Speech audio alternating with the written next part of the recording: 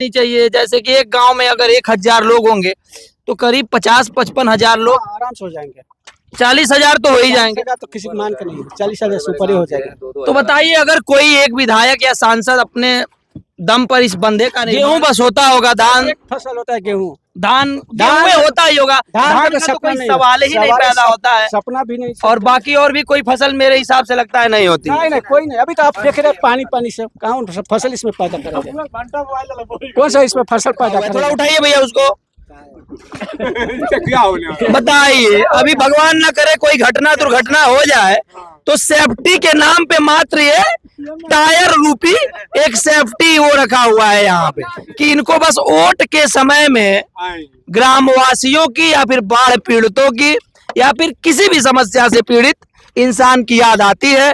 बाकी समय में इनको कोई मतलब नहीं है कि कोई बाढ़ से परेशान है, कि कोई किसी बीमारी से परेशान है, कि कोई के वहाँ आग लगी। छोटे छोटे बच्चे हैं, नौनिहाल हैं, जैसा कि मैंने बताया 4-4 महीने ये बच्चे पढ़ने नहीं जाते हैं। इन नौनिहालों का जीवन जो है एकदम वो भी अस्त व्यस्त पड़ा हुआ है।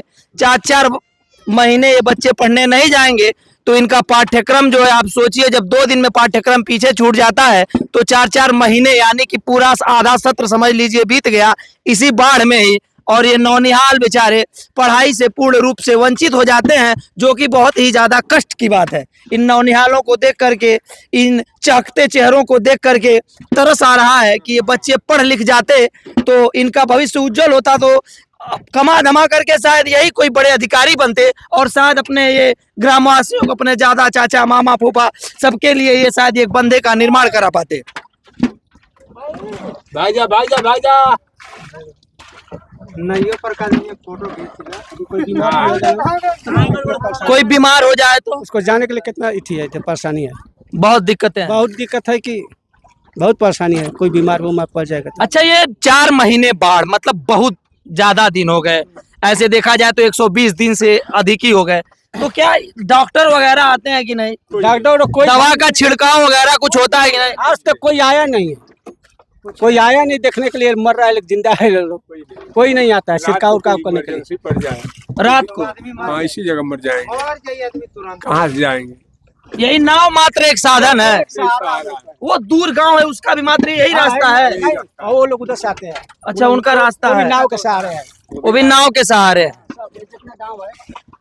56 गांव में मेरे हिसाब से अगर आबादी होगी तो कितनी होनी चाहिए? जैसे कि एक गांव में अगर 1000 लोग होंगे तो करीब 50-55 हजार लोग आराम से हो जाएंगे।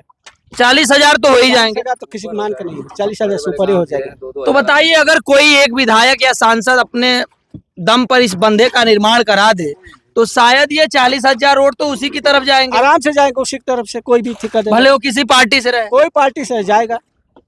देश को आजाद हुए बताइए 77-78 साल हो गया और अभी तक आप लोग समझ लीजिए 4 महीने तो आप लोग समझ लीजिए एक तरीके से बंद के रह रहे हैं। एकदम नरक में पड़ गए हम लोग, बंद के एकदम बंद रहे। थोड़ा पानी कम हो गया, एक रोड है, इसी से बातें जाते हैं, थोड़ा पानी कम हुआ था, इसी से सब अपना गुजारा कर लेते हैं लोग के। गेहूं बस होता होगा, धान फसल होता है गेहूं, धान गेहूं में होता ही होगा, धान का तो कोई सवाल ही नहीं पैदा होता है। सपना भी नहीं। और बाकी और भी कोई फसल मेरे हिसाब से लगता है नहीं होती। नहीं कोई नहीं। अभी तो आप देख रहे हैं पानी से कहाँ फसल इसमें पैदा करेंगे, कौन सा इसमें फसल पैदा करेगा। समझिए कम से कम तभी नहीं, हाथ ऐसे करेंगे तभी डूब जाएंगे। यहाँ पे हाथ ऐसे उठाए तभी डूब जाएंगे।